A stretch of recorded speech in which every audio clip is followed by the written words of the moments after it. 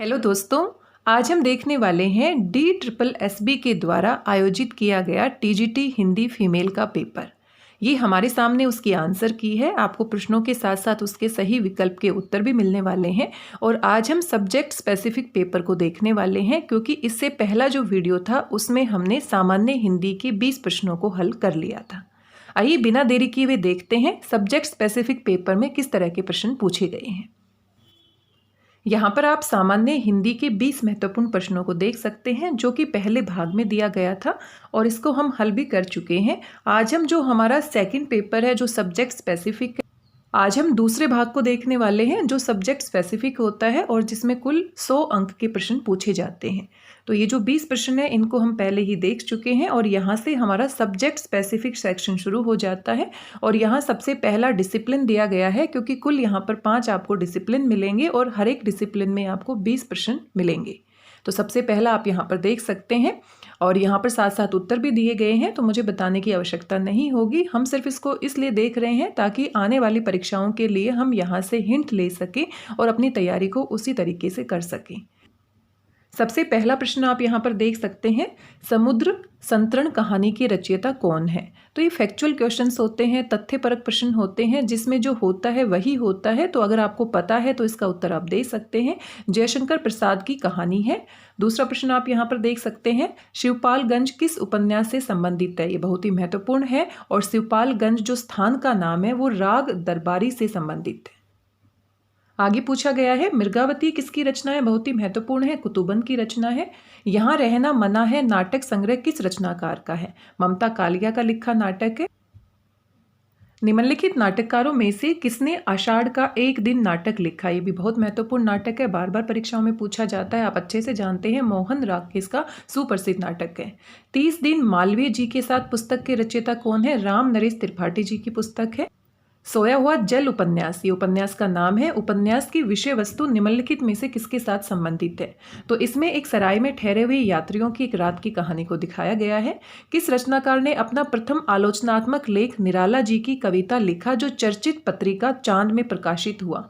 Doctor Ramvilas Sharma ji का ये लेख था, जो कि चर्चित पत्रिका चांद में प्रकाशित हुआ था।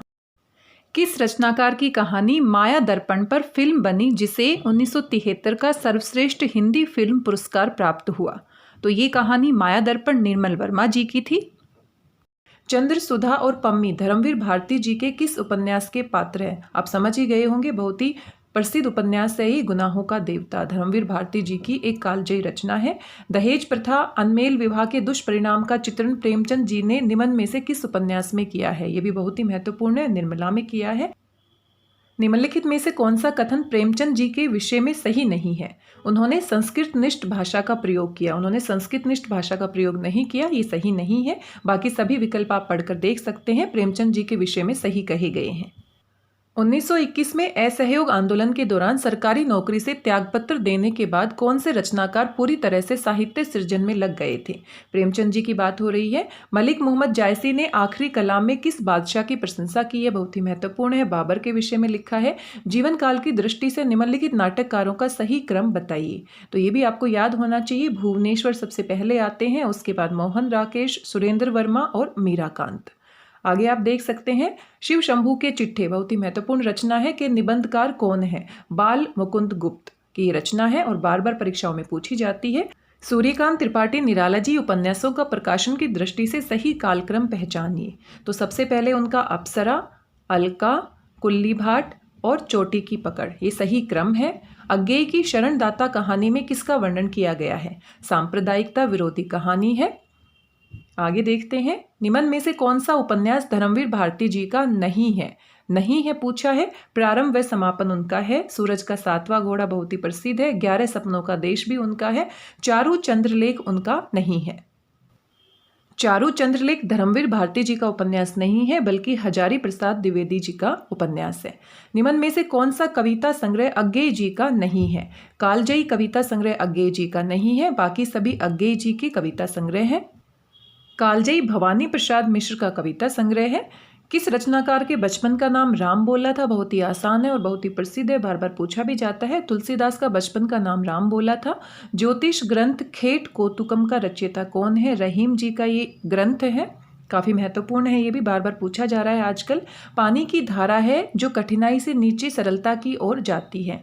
तो भाषा, सबसे सही विकल्प कौन सा है? भाषा पानी की धारा के समान है जो कठिनाई से नीचे सरलता की ओर जाती है।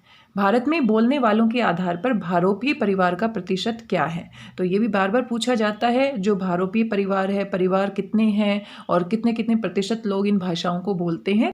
भारत में बोलने वालों के आधार पर भारोपीय परिवार का प्रतिशत क्या है? भारत में 73% लोग इस परिवार की भाषा को बोलते हैं। निम्नलिखित में से कौन कृष्ण भक्ति शाखा का कवि नहीं था? तो कबीरदास नहीं थे, वो निर्गुण भक्ति से संबंधित थे। बाकी सभी कृष्ण भक्ति शाखा के कवि हैं, तो ये भी बड़ा ही आसान है। निम्नलिखित में से कौन निर्गुण भक्ति धारा का कवि नहीं था? तो निर्गुण भक्ति धारा की अब बात हो रही है, तो मीरा श्री कृष्ण भक्ति धारा से संबंधित थी, कबीर निर्गुण के उपासक थे, नानक जी और जायसी भी। भाषा का पहला रूप लिखकर, दूसरा रूप बोलकर, तो तीसरा रूप संकेत के रूप में हम अभिव्यक्त करते हैं, क्योंकि भाषा के मुख्य रूप से 3 रूप होते हैं, आप अच्छे से जानते हैं। लिखित भाषा, मौखिक भाषा और साथ में सांकेतिक भाषा।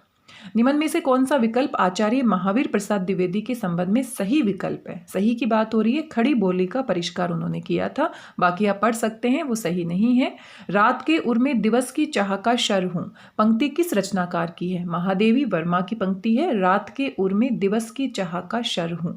निम्न में से कौन सी एक रचना ब्रज भाषा में है? रस कलश ब्रज भाषा में लिखी गई है, बाकी सभी ये खड़ी बोली में लिखी गई रचनाएं हैं। पुष्टि मार्ग के प्रवर्तक कौन थे? वल्लभाचार्य, ये भी बार बार पूछा जाता है। गीत फरोश किसकी रचना है? बहुत ही महत्वपूर्ण रचना है और ये भवानी प्रसाद मिश्र की रचना है। आगे बढ़ जाते हैं। निम्न में से कौन सी रचना मिश्र बंधुओं द्वारा रचित नहीं है? कई बार क्या होता है, जल्दबाजी में जब हम पढ़ते हैं तो जो है उसी के साथ चले जाते हैं, तो ये तीनों रचनाएं उनकी है, लेकिन जो नहीं है वो है पृथ्वी कल्प। अति सूधो स्नेह को मार्ग है, बहुत ही महत्वपूर्ण पंक्तियां हैं, बार बार पूछी जाती है, घनानंद की पंक्तियां हैं। आगे भी कुछ पंक्तियां दी गई है। तन चितुर मन राजा कीना, ये सिंगल बुद्धि पद्मिनी चीना। आप समझ ही गए होंगे, पद्मावत से ली गई है। मलिक मोहम्मद जायसी की बहुत ही प्रसिद्ध रचना है। दिवस का अवसान समीप था, गगन था कुछ लोहित हो चला, बहुत ही महत्वपूर्ण पंक्ति है, प्रिय प्रवास से ली गई है और अयोध्या सिंह उपाध्याय हरिओद इसके लेखक हैं। महावाणी किस संप्रदाय की रचना है? निम्बार्क की ये रचना है।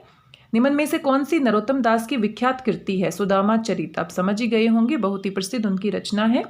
बालकृष्ण शर्मा नवीन के संबंध में कौन सा कथन सही नहीं है?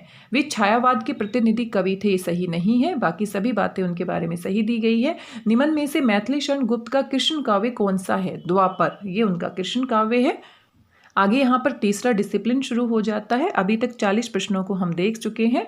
यहाँ पर आप देख सकते हैं, वर्तमान में संविधान की 8वीं अनुसूची यानी कि 8वीं अनुसूची में कितनी भाषाएं सम्मिलित है? आप अच्छे से जानते हैं, अभी कुल 22 भाषाओं को मान्यता प्राप्त है। भारतीय आर्य भाषा को कितने कालों में विभक्त किया गया है? 3 कालों में विभक्त किया गया है। निम्न विकल्पों में से उस विकल्प का चयन कीजिए जो दिए गए शब्द युग्म के सही अर्थ वाला विकल्प है। तो यहाँ पर एक शब्द युग्म दिया गया है और उसका सही अर्थ आपको पहचानना है। कटक क्या होता है? सेना। और कटुक क्या होता है? कड़वा। तो अगर आपको अर्थ पता है तो ये आप बता सकते हैं, दोनों ही आपके तत्सम शब्द हैं। कटक सेना को कहते हैं और कटुक होता है कड़वा। नीचे दिए गए शब्दों का सही संधि वाला विकल्प पहचानिए। तो यहाँ पर आप देख सकते हैं, सामान्य हिंदी व्याकरण से भी प्रश्न पूछे जा रहे हैं, हिंदी साहित्य से भी प्रश्न पूछे जाते हैं। लोक उपचार, तो ये क्या हो जाएगा आपका? लोकोपचार, बड़ा ही आसान है। आगे है मुल्ला दाऊद, 1370 ईस्वी की अवधी भाषा की पहली कृति कौन सी थी? ये भी बार बार पूछी जाती है। चंद्रायन या लोर कहा आप कह सकते हैं इसे। मूल भाषा का ये भेद खालिस्तान आधारित है। मूल भाषा का ये भेद इतिहास आधारित है। तो यहाँ पर सही विकल्प का आपको चुनाव करना था, खालिस्तान को भरना था। हिंदी अहिंदी लोगों के लिए उतनी ही विदेशी है जितनी हिंदी समर्थकों के लिए अंग्रेजी। ये शब्द किसके हैं? ये भी बहुत ही महत्वपूर्ण शब्द हैं। सी राजगोपालाचारी 1958 में उन्होंने कहे थे। निम्न विकल्पों में से उस विकल्प का चयन करें जो उपसर्ग से बने शब्द का विकल्प नहीं है।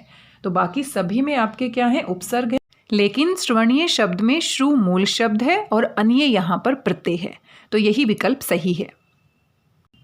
नीचे दिए गए शब्द का सही संधि विच्छेद वाला विकल्प पहचानिए। तो हरीश शब्द यहाँ पर दिया गया है, बड़ा ही आसान है। हरी छोटी की मात्रा के साथ और बड़ी ई की मात्रा के साथ ईश, और छोटी ही और बड़ी ही मिलकर क्या बन जाती है? बड़ी ही, और ये हमारा दीर्घ स्वर संधि का उदाहरण है। किसी भी भाषा को लिखने का ढंग कहलाता है। तो आप सभी जानते हैं भाषा को लिखित रूप से अभिव्यक्त करने के लिए हम जो चिन्ह प्रयोग करते हैं उन्हें क्या कहते हैं? लिपि कहते हैं। निम्न विकल्पों में से उस विकल्प का चयन कीजिए जो दिए गए समस्त के सही बहुब्री समास का विकल्प है। तो बहुब्री समास आपको विकल्प पहचानना है। मुरलीधर तो क्या हो जाएगा? मुरली को धारण करने वाला, और ब्रैकेट में हम क्या लिख सकते हैं? श्री कृष्ण, क्योंकि बहुब्री समास में आप अच्छे से जानते हैं जो तीसरा पद होता है वो हमारा प्रधान होता है, प्रमुख होता है। तो मुरलीधर का सबसे सही विकल्प क्या होगा? मुरली धारण करने वाला, यानी कि श्री कृष्ण तीसरा पद यहाँ पर प्रधान हो जाएगा। यह लिपि अक्षरात्मक लिपि है जबकि रोमन लिपि वर्णात्मक लिपि है। तो आप अच्छे से जानते हैं जो हमारी हिंदी की लिपि है देवनागरी, उसको हम अक्षरात्मक लिपि कहते हैं। भारत की राष्ट्रभाषा और राजभाषा है। तो भारत की राजभाषा तो संविधान की दृष्टि से स्वीकार किया गया है हिंदी है, और लोगों में बहुत ज़्यादा मात्रा में बोली जाती है, इसलिए ये राष्ट्रभाषा भी हम कह सकते हैं। शैली में तमिल, तेलुगु, मलयालम और कन्नड़ लिपियों का विकास हुआ है। तो ये कौन सी शैली में हुई है? दक्षिण की भाषाएं हैं, आप समझ ही गए होंगे। निम्न विकल्पों में से उस विकल्प का चयन कीजिए जो दिए गए शब्द का पर्यायवाची शब्द नहीं है। नहीं है पूछा है, तो सिंह को हम क्या क्या कहते हैं? सिंह को हम केशी भी कहते हैं, शार्दुल भी कहते हैं, व्याघ्र भी कहते हैं, लेकिन जो उरग होता है वो सिंह का पर्यायवाची शब्द नहीं है। उरग हम सांप को कहते हैं, सांप का पर्यायवाची शब्द है। निम्न विकल्पों में से उस विकल्प का चयन कीजिए जो दिए गए शब्द का विलोम शब्द है। तो विलोम शब्द पूछा गया है। क्षणिक जो होता है वो पल भर के लिए होता है, और शाश्वत जो होता है वो हमेशा के लिए होता है। पंजाबी भाषा की लिपि आप अच्छे से जानते हैं, गुरुमुखी है।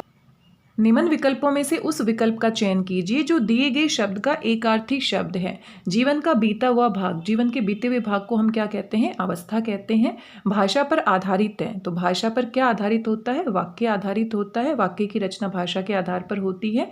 शैली से देवनागरी, बांग्ला, गुरुमुखी आदि लिपियों का विकास हुआ है। तो कौन सी शैली से? उत्तरी शैली से इनका विकास हुआ है। आगे डिसिप्लिन 4 आप देख सकते हैं। बुरे दिन आना किस मुहावरे का अर्थ प्रतीत होता है? बुरे दिन आना यानी कि तालू में दांत जमना, इसका अर्थ क्या हो जाएगा? बुरे दिन आना। बाकी आप देख सकते हैं सबसे सही विकल्प यही है।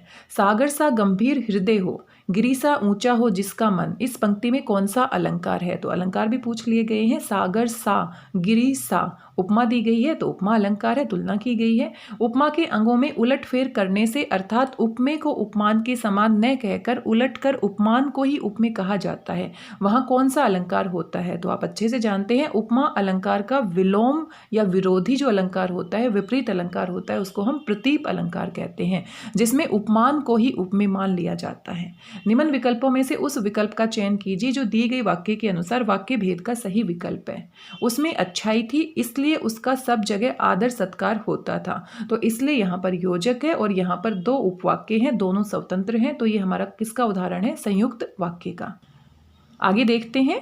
कबहूक हो यही रहनी रहोगे, श्री रघुनाथ कृपाल कृपाते संत स्वभाव गहोगे।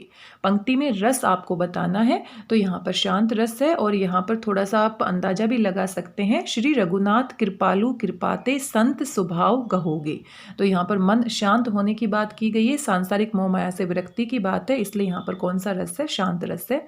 आगे पूछा गया है सर्वणीय शब्द में कौन सा प्रत्यय है? तो ये पहले भी हमारा आ चुका है, ये वाला जो प्रश्न था। तो यहाँ पर अनीय प्रत्यय का प्रयोग हुआ है।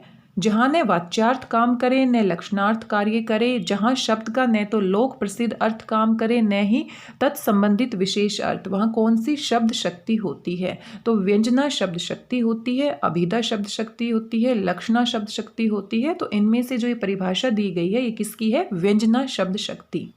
नीचे दी गई वाक्य में सही वाक्य भेद को पहचानिए। यह निश्चित नहीं है कि वह कब आएगा, तो की सहायता से ये जुड़ा है, और ये हमारा मिश्र वाक्य है। एक उपवाक्य दूसरे उपवाक्य पर आश्रित है। निम्न विकल्पों में से उस विकल्प का चयन करें जो अधि उपसर्ग से बना सही शब्द है। तो अधि उपसर्ग, तो यहाँ पर आप देख सकते हैं अधि और अक्ष। अधि यहाँ पर उपसर्ग है और अक्ष यहाँ पर क्या है? आपका मूल शब्द है, और दोनों को जोड़ देने पर बन जाता है अध्यक्ष। तो यहाँ पर यण स्वर संधि है। निम्न विकल्पों में से उस विकल्प का चयन कीजिए जो भाववाचक संज्ञा का सही विकल्प नहीं है। दानवता भाववाचक संज्ञा में आती है, सिलाई भी आती है, भ्रातृत्व का भी भाव होता है, तो जो शुद्ध होता है ये भाववाचक संज्ञा नहीं है। निम्न विकल्पों में से उस विकल्प का चयन कीजिए जो दिए गए वाक्य के अनुसार विशेषण के भेद का सही विकल्प हो। तो विशेषण का भेद आपको यहाँ पहचानना है। मुझे खाना बनाने के लिए थोड़ा सा सामान चाहिए, तो थोड़ा सा यानी कि परिमाण, मात्रा की बात की जा रही है, तो परिमाणवाचक विशेषण है और साथ में अनिश्चित परिमाणवाचक विशेषण है।